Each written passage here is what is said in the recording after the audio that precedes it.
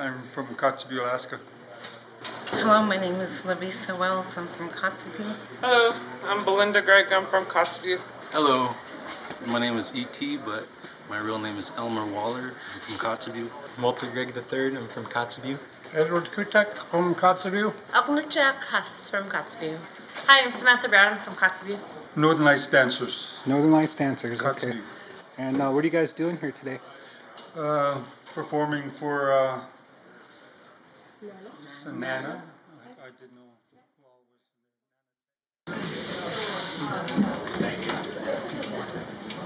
Okay, we'd like to welcome everybody here. It is traditional for us to say a word of prayer before we dance. So together with us, our Father, who art in heaven, hallowed be thy name. Thy kingdom come, thy will be done, on earth as it is in heaven. Give us this day our daily bread, and forgive us our trespasses, as we forgive those who trespass against us. And lead us not into temptation, but deliver us from evil. For thine is the kingdom, and the power, and the glory forever and ever. Amen. Thank you very much for that prayer. I want to introduce the Northern Lights Dancers. So I understand that this group has been dancing since around 1979. And just talking with some of the group members, in the past they even used to come up to Red Dog for some of our celebrations when we would have our families coming, and that's something we'll have to look at again in the future, of course, as the pandemic subsides. But that would be an amazing opportunity. But of course, you do perform at different occasions, different. I know you entertain tourism, but you're also planning on heading into the Alaska Federation of Nations coming up here, the AFN, in Anchorage. So you certainly your craft, your art. We're very much looking forward to seeing your performance here this evening. So welcome to the Northern Lights Dancers.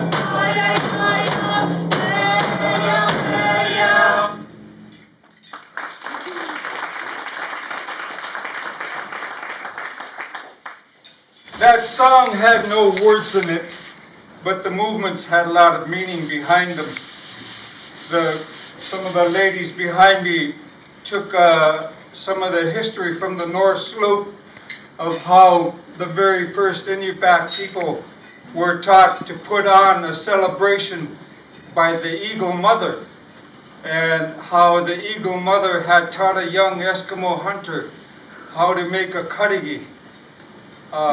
The building in which we hold the gatherings a long time ago, how to make the drum, how to put movements into a dance, words into a song. And after learning all of these and practicing everything, learning from the Eagle Mother, the hunter was taken back down to from the mountain where he had met the young eagle that first brought him to this Eagle Mother. And then the young hunter went back to his family, his mother and father, and taught them what this eagle woman had showed him. Her name was Anipi. And the history goes that when men become festive, old eagles become young again. So even though the song had no words in it, the movements had a lot of history behind them. Noyak.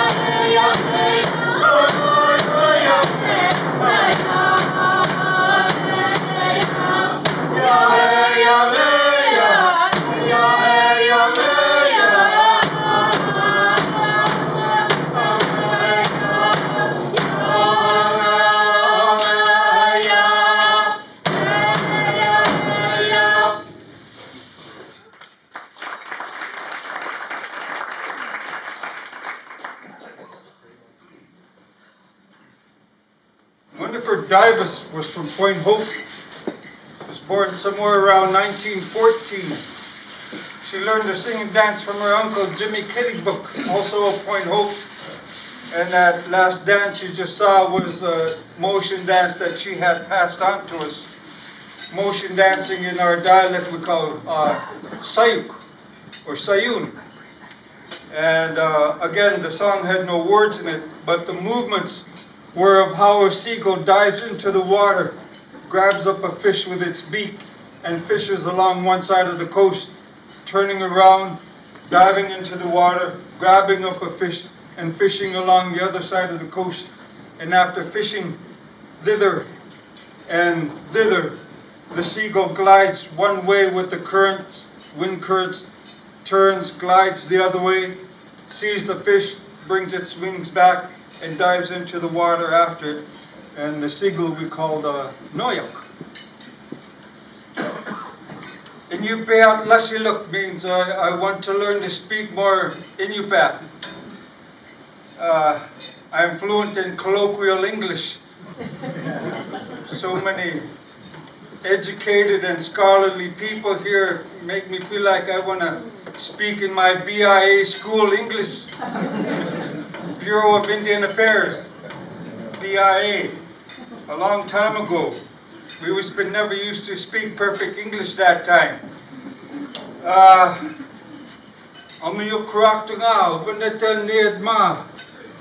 A little old man I'm becoming.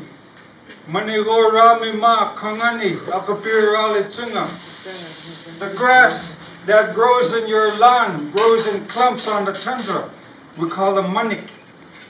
So, manigo rami ma kangani on top. Akapir rali chunga, I must sit down. Komanga siksenya mionga, my back is becoming bent over. Akaliwika, you can't help it when you're growing older. Chester Civic made that Eskimo dance. Chester Downey was his name. Civic was his Inupiaq name.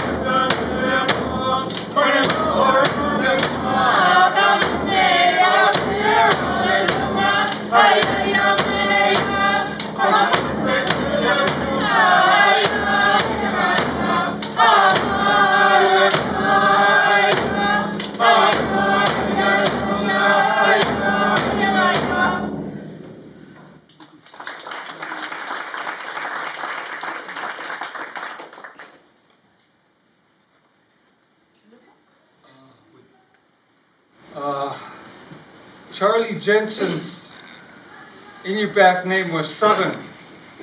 For a while I thought it was Sakaluruk, but one of his granddaughters told me his real Inupiaq name was Southern. And he's from farther north. His wife, Lucy Jensen, Ayarak, was from Point Hope. Now, Charlie used to perform a dance. I don't know the complete history behind the song or the dance, but Walter will perform that for you.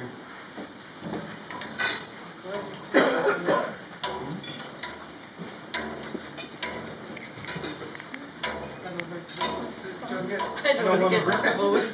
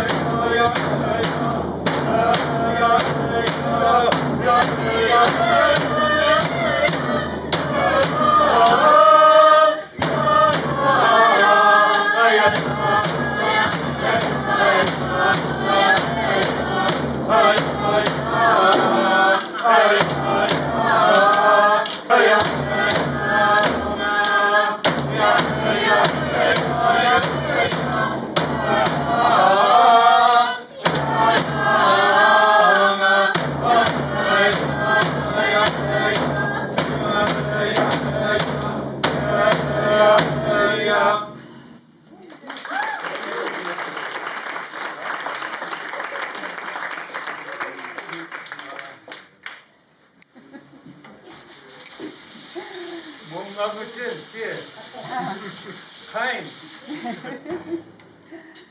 No song. Sure. If the ladies go. What? You never forget.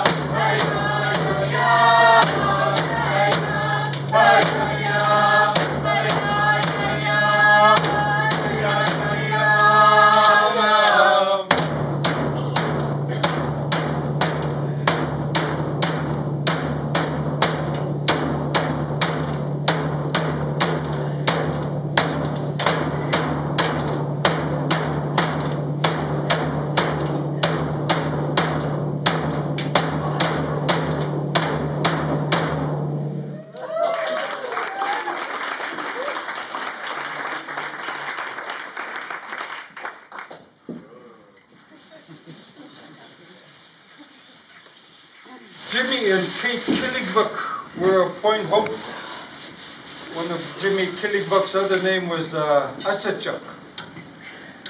And his wife, Kate Killigbuck, came up with lyrics for an invitational dance. A tutti-pack means the way you sing it. Holapack means the way you dance it. And Jimmy came up with a drum beat. So this is the song that Kate Killigbuck come up with. Yeah, yeah, yeah, A, B, C, D, E, F, G, H, A, B, C, D, E, F, G, H, I, J, K, You guys are welcome to join us. This is a crowd dance. A, B, C, D, E, F, G, H, I, J, K, L, M, N, O, A, B, C, D, E, F, G, H, I, J, K, L, M, N, O,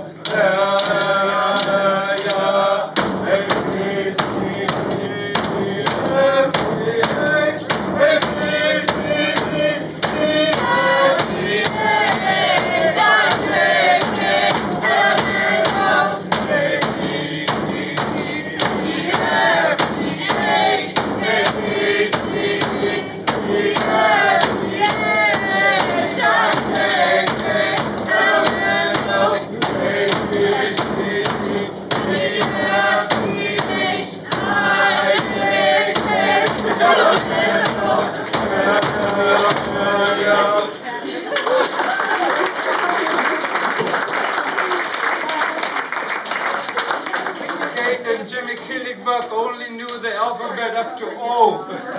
That's why it repeated itself.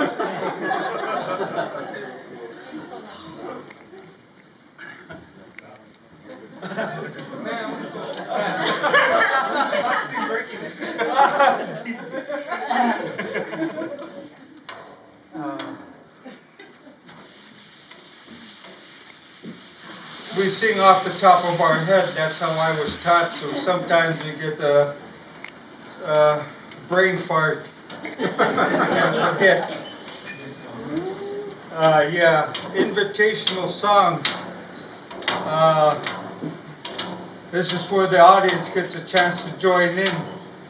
So if you want to do an Eskimo dance with us, we'll learn you how. Come on up and try. Give it a try. We'll show you the basics. It's very easy. The drum beats 1, 2, 1, 2, 1, 2. Women bend at the knees and move their arm back and forth, holding one movement for 2 beats and making up your own movement. The guys stomping 1 foot, following the drum beat, making up your own movements as you go along, holding 1 movement for 2 beats and changing. Very easy. Don't be shy. If you know how to twist, this is similar to that. Chubby Trucker twist. It's not actually the song Chubby Trucker twist, but you can do the movements like the twist. Yeah, yeah, yeah, yeah, yeah, yeah,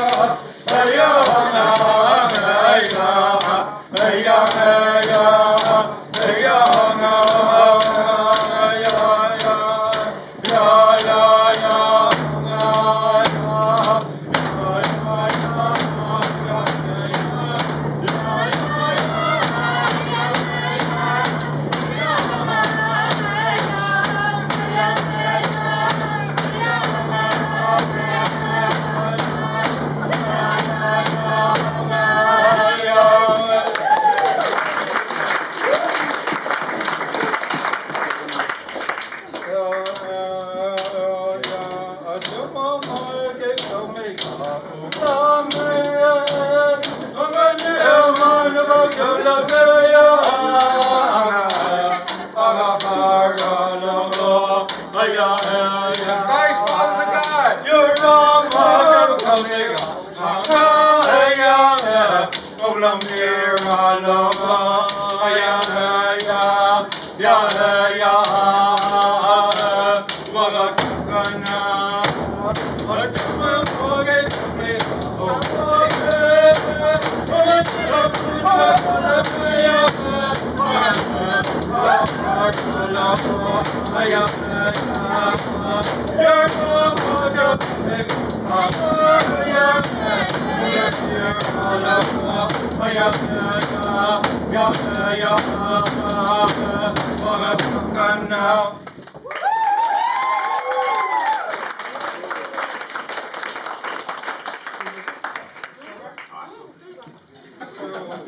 Paul Green, Eskimo name was Agnet, and he composed a lot of songs during his time.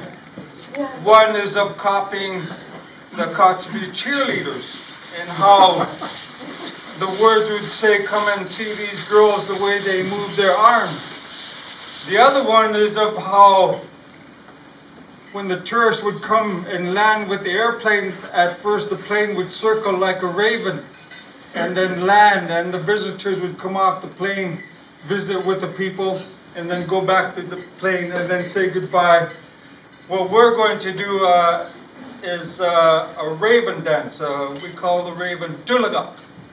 And again, there are no words in the song, but the movements kind of imitate the raven.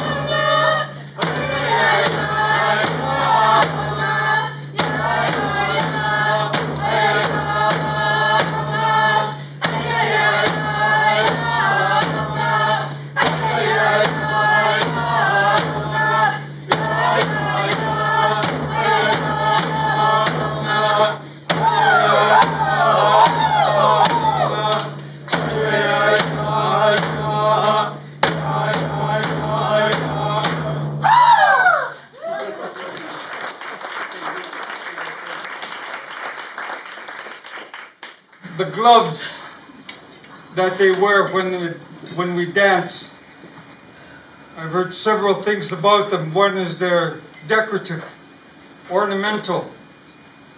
Another is that it was impolite to show working hands to visitors. Another is that when we dance, our soul comes into close contact with spirit of deceased. So to protect your soul from being contaminated by an evil spirit, you wore the gloves. The Attire that they're wearing, these are fashioned after the women's fur parkie. So a long time ago, when the whalers came up chasing after baleen whales for the oil, for the lamps, street lamps, and the lamps in their homes a long time ago, that these whalers brought with them these flour sacks, sugar sacks, gunny sacks, burlap sacks. And when the native women around here saw these things, there was no cloth long time ago, all fur. So when we had gatherings like this inside, everybody was pretty much topless when you got too warm. No such thing as bras, no t-shirt. And that's the way it was a long time ago. It was normal. But when the women saw these things, flour sacks, gunny sacks, they thought, I could make something with that. So your jacket that you use is called Attire. So you make these from the cloth, you add the suffix luk, Attire. And these are fashioned after the men's fur parkie.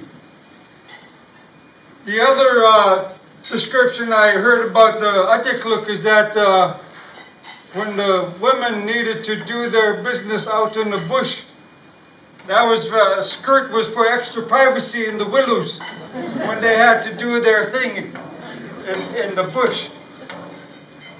This is the only instrument known to us Inupiaq people. There's a hardwood frame, was made mostly from this area from driftwood.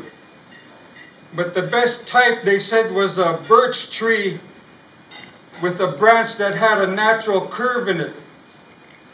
And the men would, the way that we skin the seals, especially the walrus and the ugruks, bearded seals, walrus we call iva, is that we process the ingalok in such a way, the intestine, that you blow them up like a balloon, and you have over 30 feet of balloon. And some of those you can hold water in them. And I've only heard the story of how they were made in the old way, is that you put this wood inside that ingalok with the water, and every day for about a week, using their teeth, the men would bend them until they have a complete hoop.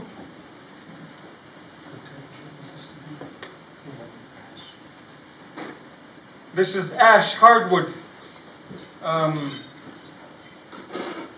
from Spinard Builder Supply. What's holding the skin on the frame is imitation sinew, also from Spinard Builder Supply. This is a caribou antler. Yeah, that comes from the tutu, what we call the caribou, tutu. This is the stomach of the walrus. That's the organ that digests the food. It's not the hide. The hide would be too thick and too heavy. But this is the walrus stomach.